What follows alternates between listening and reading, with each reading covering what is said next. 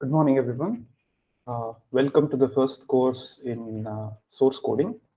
The course code is EE5390. So initially, we'll go over some of the logistics of the course, and then we'll get down to the technical details. So this course is going to deal with data compression and most of the details, including the logistics, course notes, and links to recorded lectures and homeworks. All of these will be provided on the course web page. I will provide. I'm going to put a link to this on the Google Classroom page. Hopefully, all of you have got the invite for Google Classroom. If you have not got the Google Classroom invite, just send me an email and I'll add you to it. Okay. This course page is also accessible from my homepage. You can just go to my website and go to teaching. And here there's E5390 source coding, and all of these details are accessible from there. Okay. So as I mentioned, if you have not been added to the Google Classroom page, just send me an email. Okay. So the prerequisites for this course are you should have taken a course on probability and random processes, and you should be at least a bit familiar with mathematical arguments. Nothing beyond a basic course in probability is required for this course. We'll cover everything else that is needed. Hopefully, you should definitely have taken EE2340 or EE5847, that is information sciences or information theory.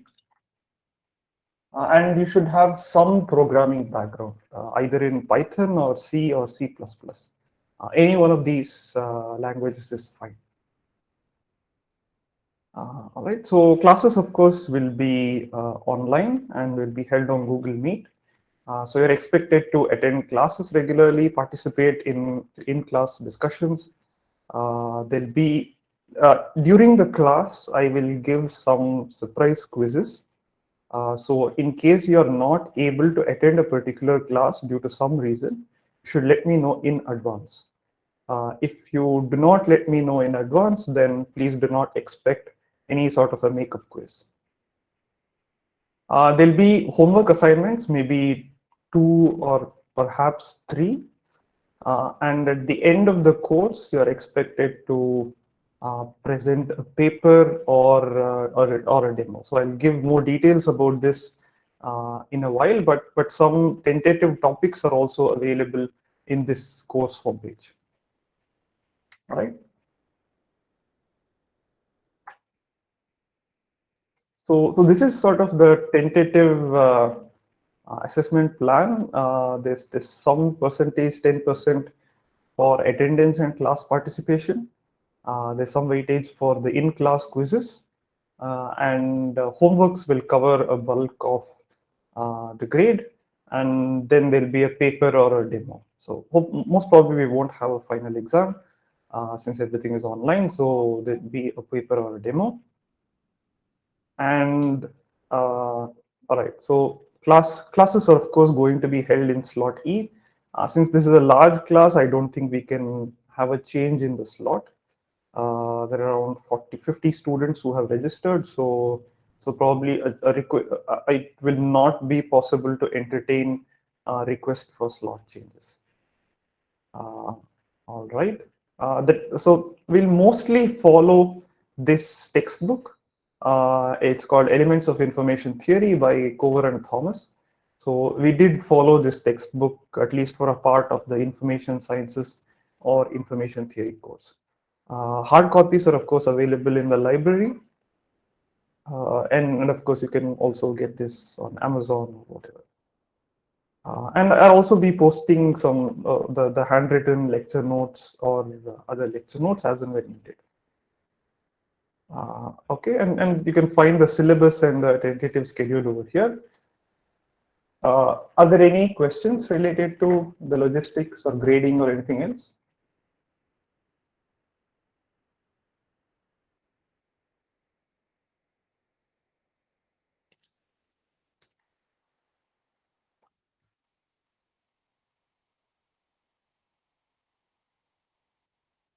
Okay, is there anyone here who has not taken the information sciences or information theory course?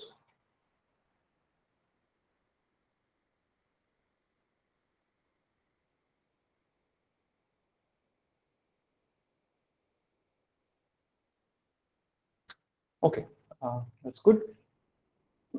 Yeah, so please join the Google Classroom if you've not joined already. I think if you've not joined the classroom, then I keep getting, I have to let you into the class.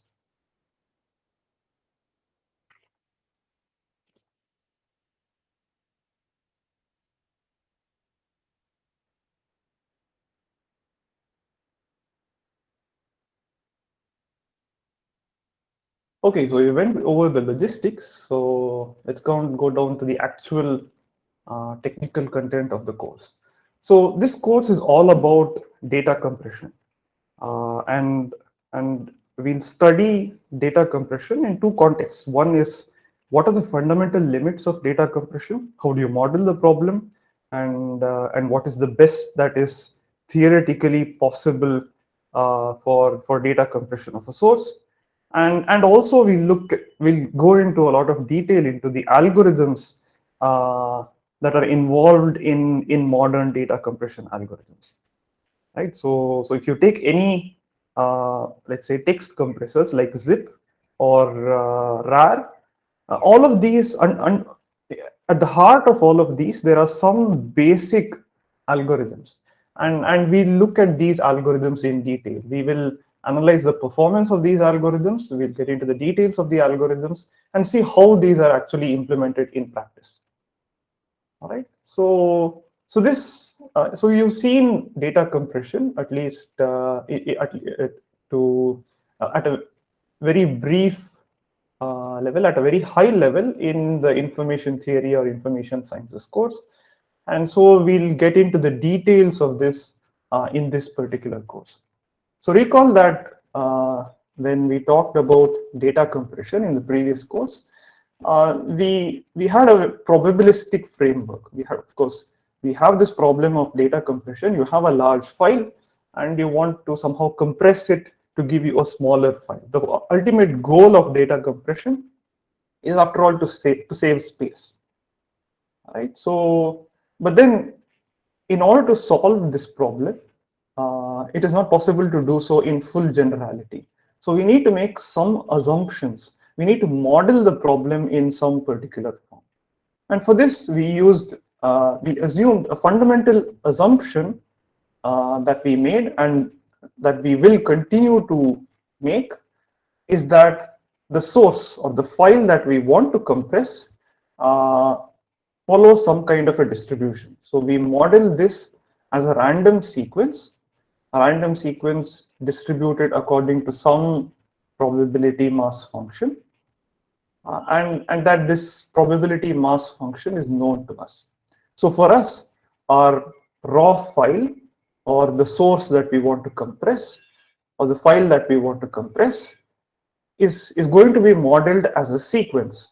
It is a sequence of n symbols, and we'll assume that this particular sequence is random, coming from some particular distribution, right? So our source is going to be a sequence x1, x2, up to xn, and each symbol in this sequence comes from some set, which are called calligraphic X. So this set is what we call our alphabet, the source alphabet.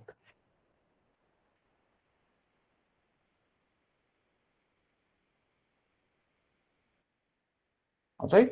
So let's sort of think about this first thing. It's a sequence. Okay. So let's assume that we want to compress a text file. Now most of the sort of theory that we will develop and the algorithms that we develop work very well on text files. So that is going to be sort of our case study. Okay. So our source is a sequence of symbols. So if you think about what a text file looks like, one way to model a text file is as a sequence of, let's say, characters, right? So take a text file. You can think of a text file as a sequence of ASCII characters.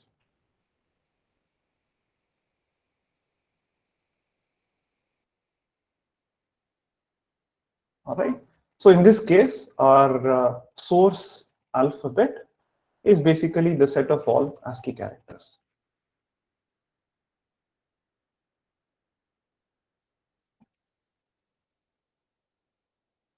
Okay. So now if this is a sequence of ASCII characters, if each character is an 8-bit ASCII characters, then what is the size of our alphabet? Can someone tell me?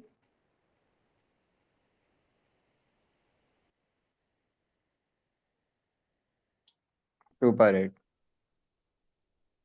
Exactly. So it's 2 power 8. Right? Okay, so this is one way to model it. Now, text file can be modeled in a different way. So all of this really depends on our assumptions on the source. So here, one assumption, the first assumption that we are making when we're talking about designing compressors for text files is that this is a text file. So every input to that we have is going to be a text file, and we know that it is going to be a sequence of ASCII characters. So if we design a particular algorithm for text files, that is sequences of ASCII characters, it may not work well for other kinds of files. So it may not work well for images, it may not work well for video. So the underlying assumptions are extremely important. Okay. Now we can make more assumptions, right? So it's not just any old text file, but maybe it is an English text file. So you're guaranteed that whatever text that you have is going to be in English. So the more assumptions you make, it's possible that you'll get a better algorithm. And we'll see what I mean by a better algorithm in a little bit. But the more assumptions you make, the better chance you have of designing better compressors. Right. So if I look at English text, if the assumption is that my source is basically an English text, so you can view it as a sequence of English words or a sequence of English sentences. So I can view the sequence xn as a sequence of words or as a sequence of valid English sentences. Okay, so I could focus exclusively on designing the best compressor for English text. And if I design sort of the best compressor for English text, it may or may not work for arbitrary text files. Right?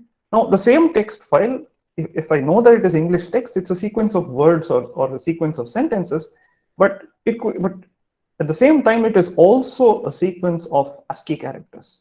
But note that from going from here to here, I've made an additional assumption on the fact that this is going to be English text. So it is a very specific case of arbitrary text files. So in this case, my alphabet, if I assume that it is a sequence of words, then the alphabet is the set of all valid English words. Maybe all words English words. So maybe it's all possible words in some particular dictionary, right? And along with this, maybe you need some additional punctuation marks and so on.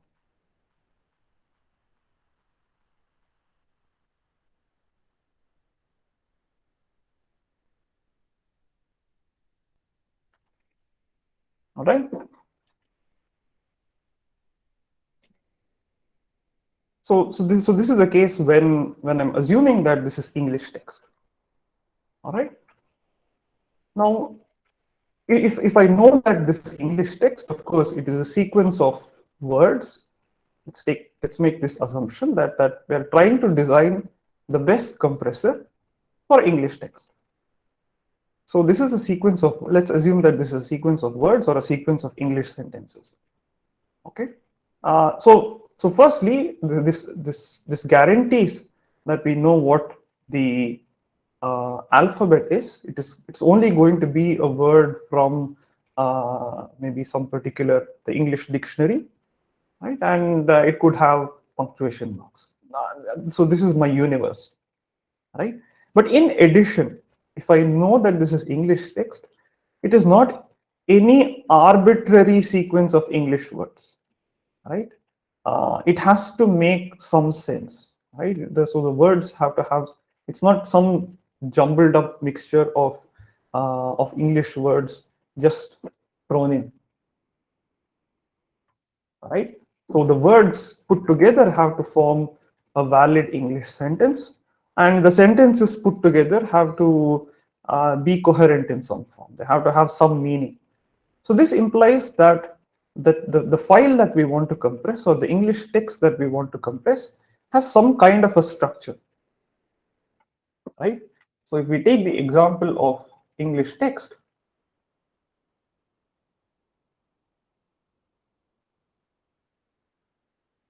then there is some structure.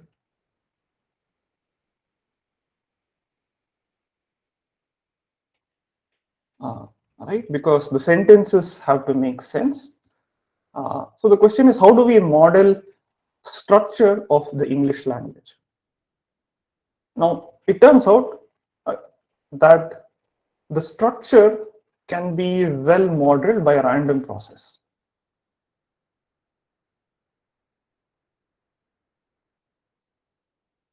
So this English text, we will model this as a random process. So we won't get into the details of what kind of a random process of that models English text well. Okay, that's a separate problem in itself. Modeling the English language or modeling any particular language, those are not details that we will get into. But our goal is to model the raw file that we have, the file that we want to compress in some particular form, and the way we will model it is as a random process. Okay, so our source or the file that we want to compress is going to be a sequence. We'll assume that it is a sequence of length n, whatever that number n may be. So this could be a sequence of words, it could be a sequence of characters, it could be a sequence of sentences. Okay, and we'll assume that the symbols, the sequence that we have, has some particular structure and which can be modeled well by some random process. So basically, this is as an abstraction, we will model this as a random sequence coming from some particular distribution. Okay, Pxn.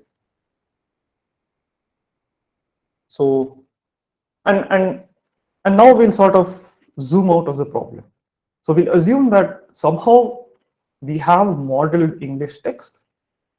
Okay, so the sequence that we want to compress is going to be modeled by some random process, and this is given to us.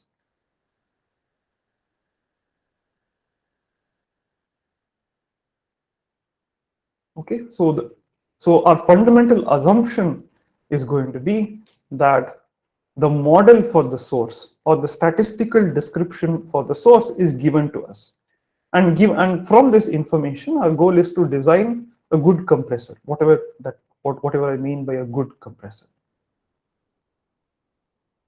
Okay, so the model for the data compression problem is that we are given a source sequence xn. So we know what the size of the file is going to be. We know what n is. N is known, and in addition, we will also assume that the statistical description or the joint distribution of the symbols in the sequence is known.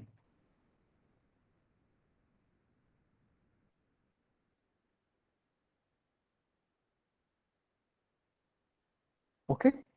So these are assumptions that we will make in the beginning.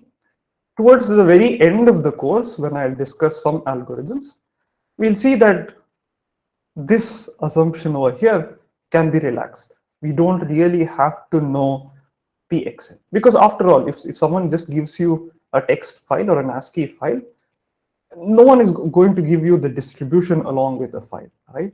So when you use zip or rar, uh, zip or rar just takes input a single file, right? And this joint distribution is of course not known. But then what we will do in this course is that we will assume that the distribution is known. In fact, we'll make some more simplifying assumptions on this joint distribution. We'll go ahead and design some compressors. We'll study their performance, but then later on we'll try to sort of relax assumptions one after the other. So we'll assume that this this distribution is not known, and then we'll try to design compressors which work well irrespective of what this distribution is. So even without knowing the distribution, we'll see that we can design compressors that work well. All right, and knowing n is pretty simple. You don't really. This is not a strict. This is not a big assumption, and that is because, well, given an input text file, you can always sort of count the number of characters or the number of words in the file, and then and therefore that allows you to know n. Right? But this is a big assumption that we're going to make, and this is not a very practical assumption in practice.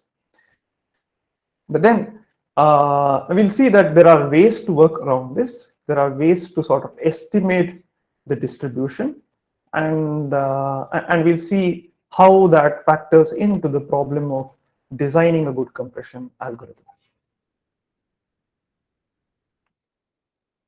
All right, so the compression problem is the following. So you're given the source, or what I sometimes call the raw file, of the file to be compressed. So this is a sequence of n symbols, and now we're going to use a completely abstract model for the source. So the n symbols come from some particular alphabet. We won't care what the alphabet is. Whatever algorithms we design, of course, they depend on the alphabet, but for us, this is some abstract set. It is a finite set, but we make no further assumptions. So all of the description of the source is completely captured by the joint distribution of the n symbols. And we will assume that both n and this joint distribution are known to us beforehand. So given n and pxn, our goal is to design sort of the best compressor. So what do I mean by a compressor? So a compressor is just some algorithm, or it is a function which takes the raw file as input and outputs another compressed file. Right? So the raw file is a sequence of n symbols coming from some alphabet. Right? So for example, the alphabet could be ASCII, but just to make things consistent, we will assume that the compressed file is going to be a sequence of bits. So the compressed file is going to be a sequence of k bits. So assume that the size of the compressed file is k. We'll see how k can depend on n in just a moment. All right, so the compressor takes as input the raw file and outputs the compressed file, which is a sequence of k characters, or k bits. So sometimes I refer to this compressed file as the compressed sequence, or sometimes a code word. Okay, all of these basically mean the same thing. It means the compressed file. Now, it's not enough to just sort of obtain a compressed file. We, after all, want to recover the original information that we compressed, right? So from this, we want some way of getting back to this particular source file. So for this, we're going to design a separate algorithm or a function, which we call the decoder or the decompressor. So what does the decoder or decompressor do? It takes as input the compressed file and outputs another sequence of n symbols, where each symbol generally comes from the same alphabet as the source file, right? And this sequence is what I call the decompressed sequence, or sometimes I'll refer to it as the estimate or the output of the decompressor. So what does the decompressor know? The decompressor knows this particular compressed sequence, and the decompressor is in addition allowed to depend on both n and the joint distribution Pxn. Okay, so this is an assumption that we will make in the beginning, and then we'll see how we can sort of relax this. So even if Pxn is not known, the decompressor can still work. All right, so this is the block diagram of a general data compression algorithm. So the goal is to design these two algorithms or these two functions, the encoder and the decoder, or the compressor and the decompressor. Okay, so this is just a sort of a general framework. And now the goal is to design good compressors, whatever good compressors mean. And we'll see what we mean by a good compressor in a minute. Okay, so are there any questions up to this point?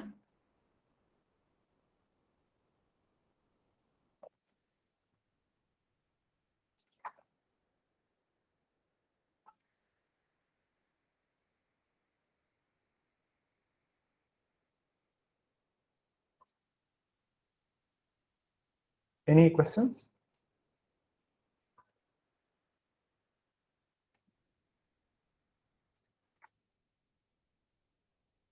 Okay. So now that so now I've defined what a compression algorithm is. It's basically a pair of maps or a pair of functions, right? So you have an encoder which takes as input a sequence xn and outputs a binary sequence ck. So this is the code word, this is the raw file or the input or the source. Right? And then you have another algorithm or a function which I call the decoder, which takes as input the compressed file and outputs an estimate. Okay? And this is supposed to at least represent or capture the actual source sequence. Right? So in general, compression algorithms can be classified into multiple types. And there are multiple ways of classifying compression algorithms. So we'll see some general classification techniques of compression algorithms. So one way of classifying compression algorithms is based on fidelity, based on what is the relationship between xn, the true source, and the estimate or the decompressed sequence. Okay, so first, so based on fidelity, we can classify compression algorithms into two types: lossless So and lossy. can you repeat that fidelity? So again, so I describe this in detail. So depending on what the relationship between the input and the output is, how good the output is, or how close the output is to the input, we'll classify compression algorithm. So once I describe the class, what each type corresponds to, you'll get it. Okay, so we classify compression algorithms into lossless and lossy. So a lossless compression algorithm is one where we want the output or the decompressed file to be equal to or almost always equal to the true file, the source.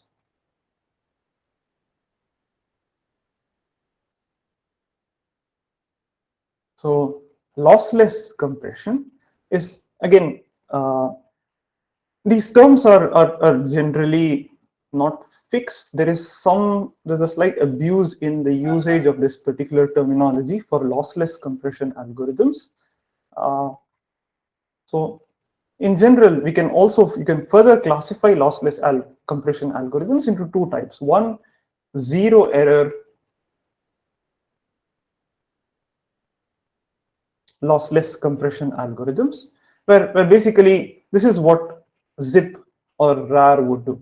So we want to ensure that the decompressed file is exactly equal to the compressed file. So all the time, no matter what happens, we want to make sure that the decompressed file is exactly word to word the same as the original file, as the source file.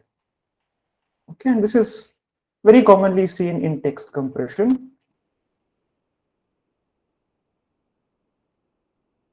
And also sometimes in image or video compression. Right? So if I have an input text and I compress it, let's say I take a .txt file, I compress it using, say, zip or rar or whatever, gzip, 7-zip. All of these are zero error lossless compression algorithms. So if I take a text file, I compress it, I convert it to a zip file, and then I decompress the zip file. Then the decompressed file is going to be it's going to be an identical copy to the original file that I had. Okay, so this is an example of a zero error lossless compression algorithm. So this is the guarantee that we have, is that the decompressed file is exactly the same as the original file. Now there's another kind of lossless compression algorithm. Sometimes these are called almost lossless,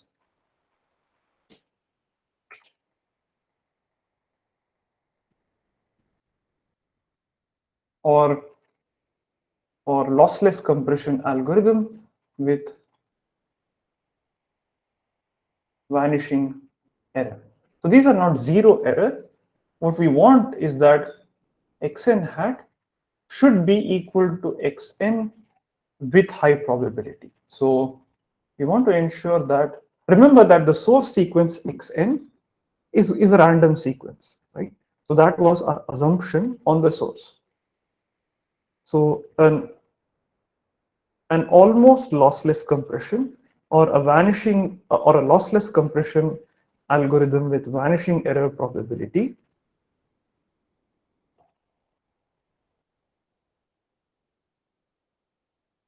is one which guarantees that the probability that xn hat is not equal to xn is small. So this is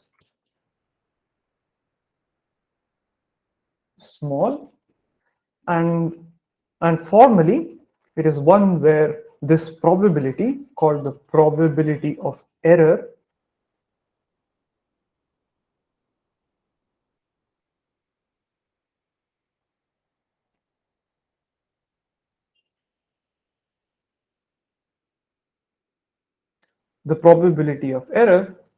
we typically demand this to tend to 0 as n tends to infinity. Okay, or we could just demand that the probability of error is less than some particular constant epsilon or some sufficiently small epsilon. So this means that this particular statement, that the probability of error tends to 0 as n tends to infinity, means that if we have a really large file, then we want to make sure that the decompressed file is equal to the compressed file almost always. Now, sometimes, if I'm compressing a very large number of files, sometimes you're allowed to make an error, but almost all the time, you want to make sure that it is correct. Now, in practice, we typically demand zero error compression algorithms, but almost lossless or vanishing or lossless compression algorithms with vanishing error probability are also studied. Now, in the context of perhaps communication over noisy channels, sometimes it makes sense to look at these class of algorithms.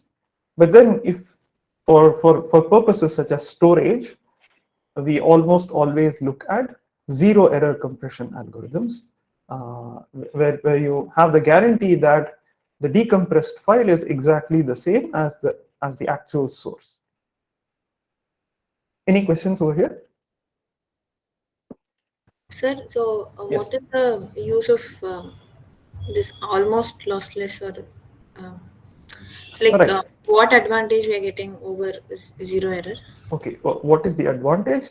Uh, well, sometimes. So for example, let us suppose that you compress a particular file and then you send it across some particular noisy channel. Okay. Let us say the goal is you have the original file, you have the file, and then you compress it to a smaller file. This is your CK, and then you're transmitting it across a noisy medium.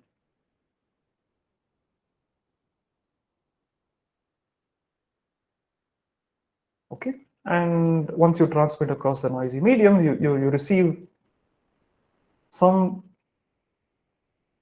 let's say you do some kind of channel coding and then send it across a communication system, and then you receive, right? And then the goal is to sort of recover the original file. Now this particular system is noisy, and therefore there is a certain probability, because of the noise in this system, there's a probability that the reconstructed file, the reconstructed compressed file, is not the same as the actual compressed file. Okay. Now in this case, so from here to here, there is a possibility of error. It is possible that some error might happen. This file may not be the same as this particular file, in which case this file obviously need not be the same as this file. Now what we are saying here in almost lossless compression is that even without this noisy medium, from CK to here, there could be an error. Now, if there is already an error over here, and we're basically just adding error over here, if this error probability is small, then this overall error probability will also be small. Okay, so in these applications, it is okay. We are okay with allowing some error. Okay, these are systems where we're okay with allowing some errors. And why do we allow these errors? Why are we tolerating this error? Because it gives us something, right? There is some advantage, and the advantage that we typically have with almost lossless compression algorithms is that the size of the compressed file can be kept a constant. So we'll see that in just a moment, but we basically see that if we want a zero error compression algorithm, then it has to be a variable length compressor. Whereas if we want a fixed length compressor, then it is impossible to achieve zero error. In certain applications where, let's say in such communication systems, you want a constant delay, or basically you want to ensure that K is always a constant irrespective of what the original source file is. In such applications, we cannot have zero error compressors, and that is why we're happy to or we're satisfied with almost lossless compressors. Okay, so the short answer is, if you want the size of the compressed file to always remain the same irrespective of what the original file is, that is, if you want a fixed length compressor, then basically there are no zero error fixed length compressors. You will have to have a fixed length compressor with vanishing probability of error.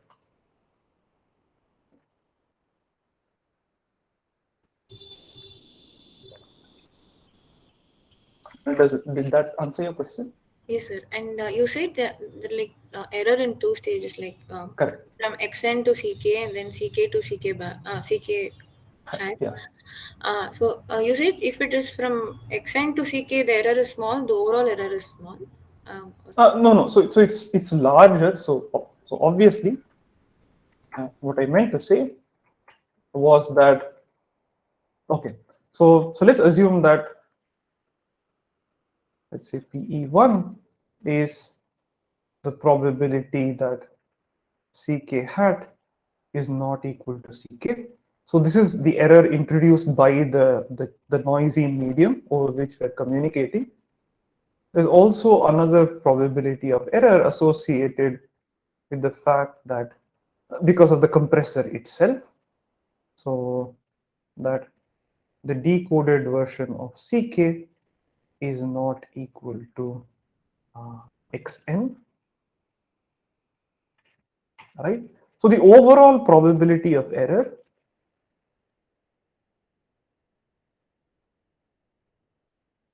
is going to be at most, or it's going to be roughly the sum of the two probabilities of error. So it's obviously more than just this error, but in general, this first probability of error, the error caused by the noisy medium, is typically larger than this. You can design good compressors for which this is small, whereas this is large. So in this case, this additional probability of error will not significantly impact the overall probability of error.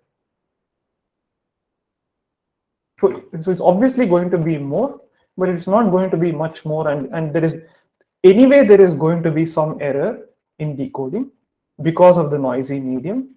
So this additional error that we're including is not significant enough to cause a difference. So it's okay. We can go ahead and allow some small probability of error. Yes, sir. Sir, one more thing. In zero error compression cases like zip, Yes. RAR and all. So Yes.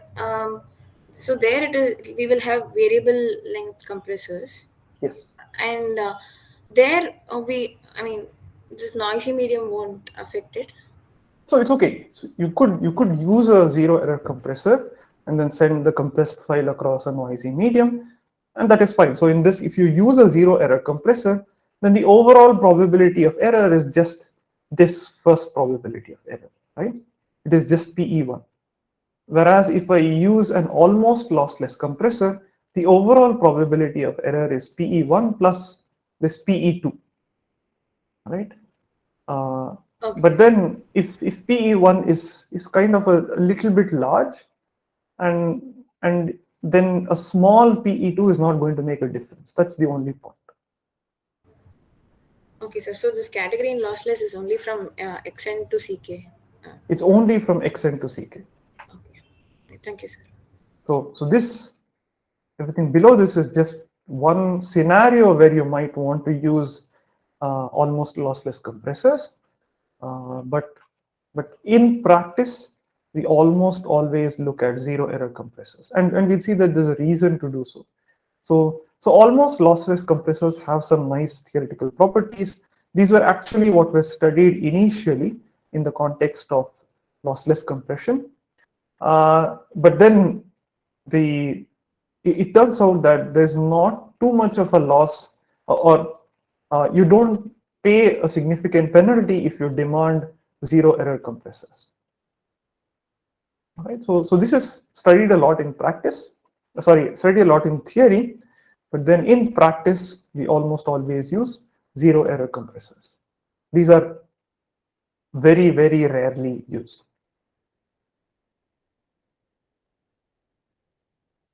Okay, so as I mentioned, so we've looked at lossless compressor. The second class of compressors is lossy. Right, so what is a lossy compressor? So in certain applications, we're okay if xn hat is not equal to xn.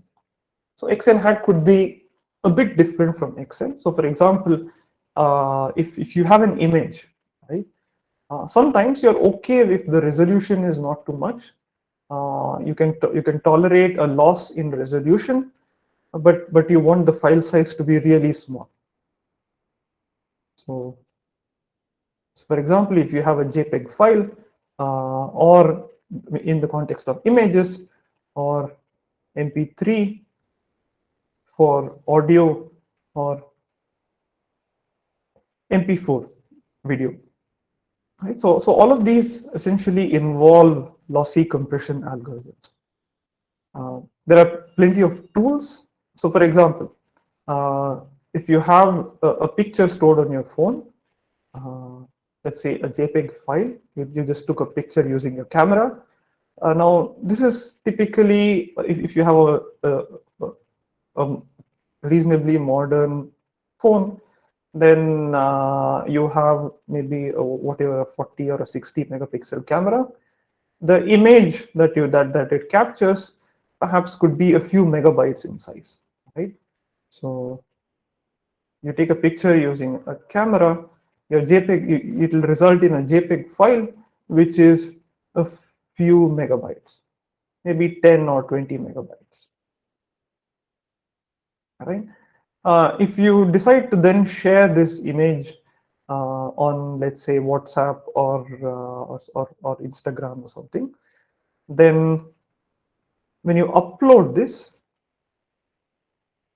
you don't upload the image in full resolution. You don't upload it in the same quality. You typically upload a lower resolution image.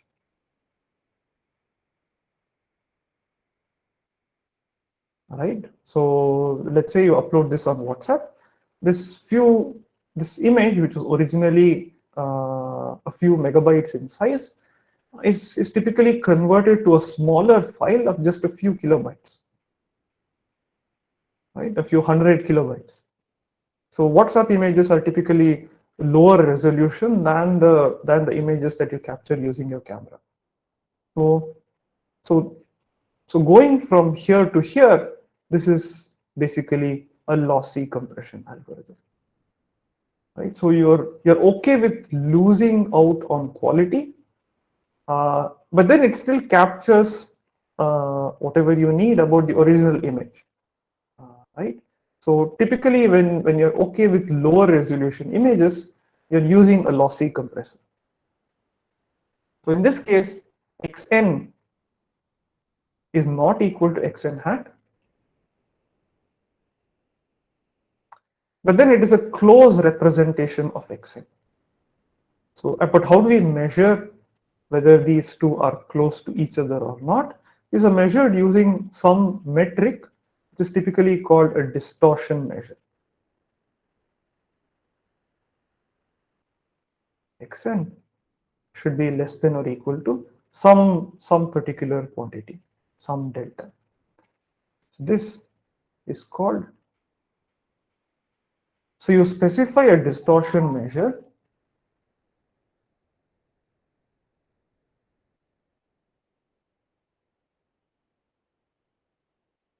Right? You specify a certain distortion measure and try to design a compressor for which the overall distortion between the true source and the decompressed file is less than or equal to some specified quantity delta.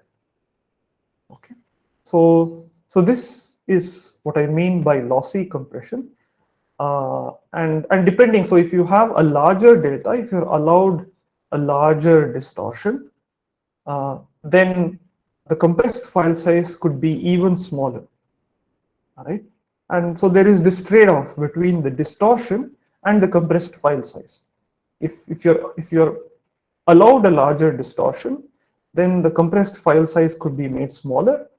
But then if the distortion that you can tolerate is not too large, then the compressed file size is going to be larger. So typically, there is a trade-off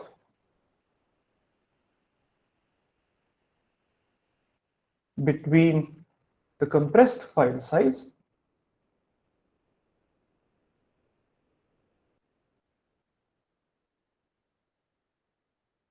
and the distortion that you're allowed, delta. So this distortion measure is fixed beforehand, and it really depends on the application, whether you're compressing images or whether you're compressing audio or whether you're compressing video. So one example of a distortion measure is the mean squared error distortion. All right, you want to ensure that on average, the squared error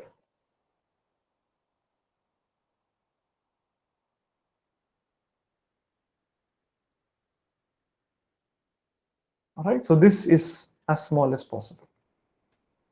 This is less than or equal to some particular delta.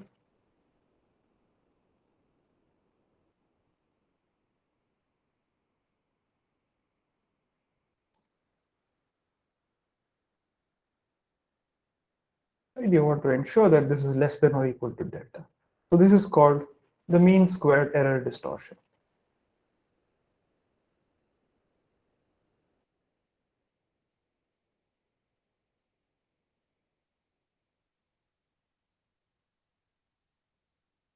Okay, so depending on the application that you have, you choose a different distortion measure. And for a given distortion measure, once you fix this function, the distortion measure, there is a trade-off between the size of the compressed file size you can achieve and, sorry, the trade-off between the compressed file size that you can achieve and the amount of distortion that you're permitted. All right. So in this course, we'll almost exclusively focus on lossless compressors, and maybe towards the end, if we have time, I'll also talk about lossy compressors. Okay.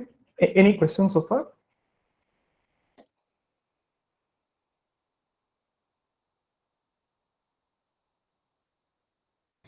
Oh, sir, just can you scroll up a little, sir? Yes. Couldn't note.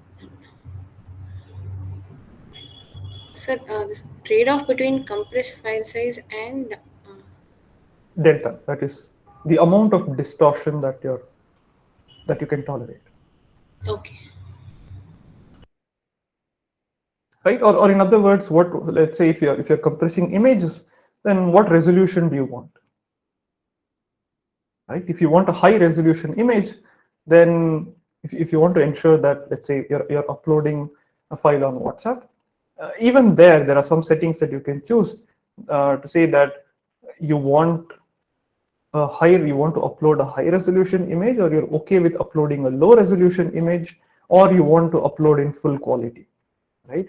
So full quality means that the delta is basically zero.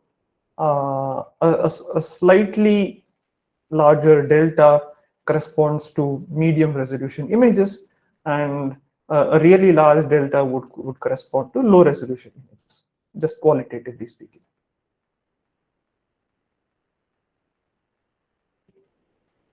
So delta larger implies resolution smaller.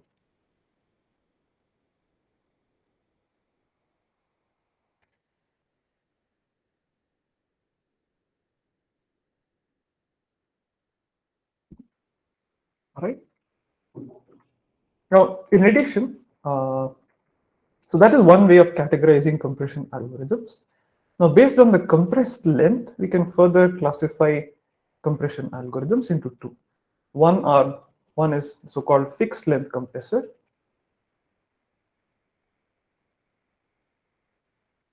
and the second is variable length.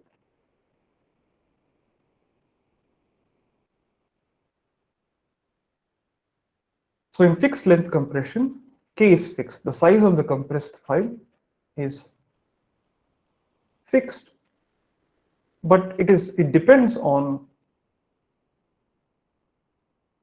of course, it depends on n, the actual size of the original file, and the distribution.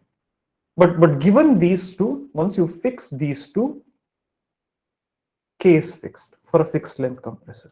So if I give a different file, if I give a different realization of the sequence coming from the same distribution, then K does not change. On the other hand, for a variable length compressor, K can depend on the actual realization.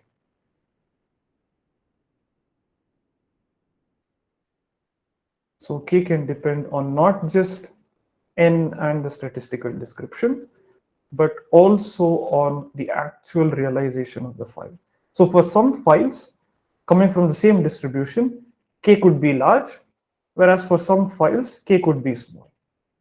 And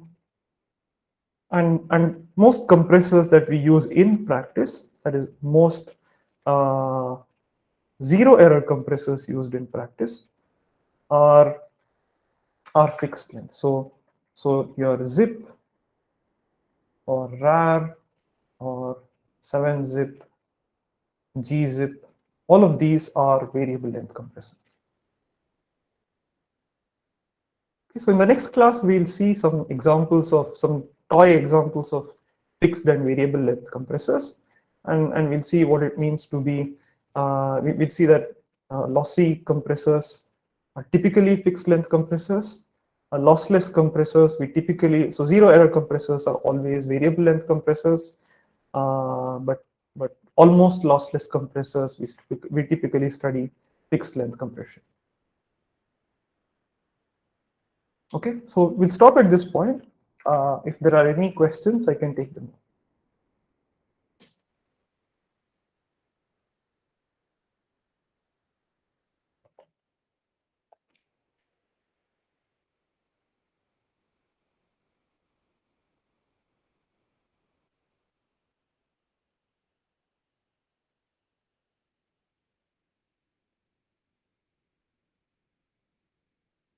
Any questions?